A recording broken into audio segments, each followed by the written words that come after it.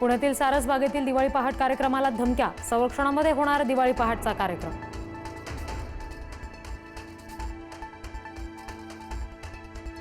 शनिवार वाडा नमाज पठणाचा वाद आणखी तापला। भाजपा विरोधात आंदोलन करणाऱ्या रुपाली ठोंबरेंवर संग्राम बापू भंडारेंची टीका। औरंगजेबाच्या कबरीजवळ हरिपाठ म्हणून दाखवण्याचं आवाहन। मुरलीधर मोहोळ यांनी सांगितला 2019च्या निवडणुकीचा किस्सा। 2019ला राष्ट्रवादीची ऑफर होती, शेळके राष्ट्रवादीत गेले, मी भाजपातच राहिलो आणि केंद्रीय मंत्री झालो। मोहोळ यांच्या वक्तव्यानं हशा पिकला।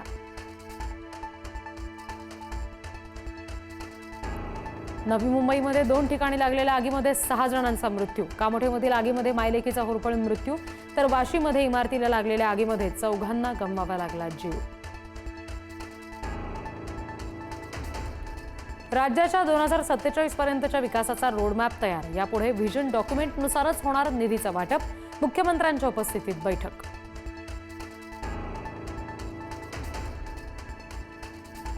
मी मोदी भक्त, मुंबई पालिकेवर फक्त भाजपचाच महापौर होणार। बोरिवलीतील दिवाळी पहाट कार्यक्रमात महेश कोठारी यांची राजकीय फटकेबाजी।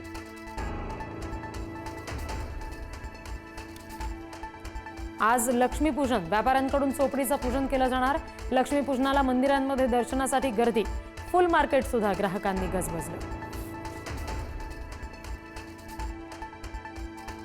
आज लक्ष्मीपूजनाला शेअर मार्केटमध्ये मुहूर्त ट्रेडिंग केलं जाणार। बॉम्बे स्टॉक एक्सचेंजमध्ये ट्रेडिंगची वेळ बदलली।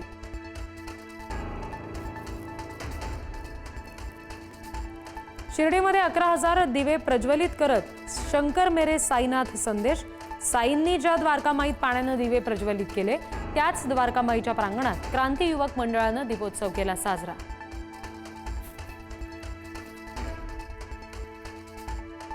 दिवाळीला पंढरीचा विठुराया सुद्धा सजला। लक्ष्मीपूजनानिमित्त विठ्ठल रुक्मिणी मंदिरात आकर्षक फुलांची सजावट। विठ्ठल रुक्मिणी मातीचं रूप आणखी खुललं।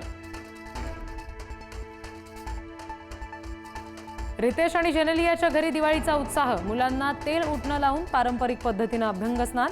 जेनेलियानं शेअर केला खास व्हिडिओ।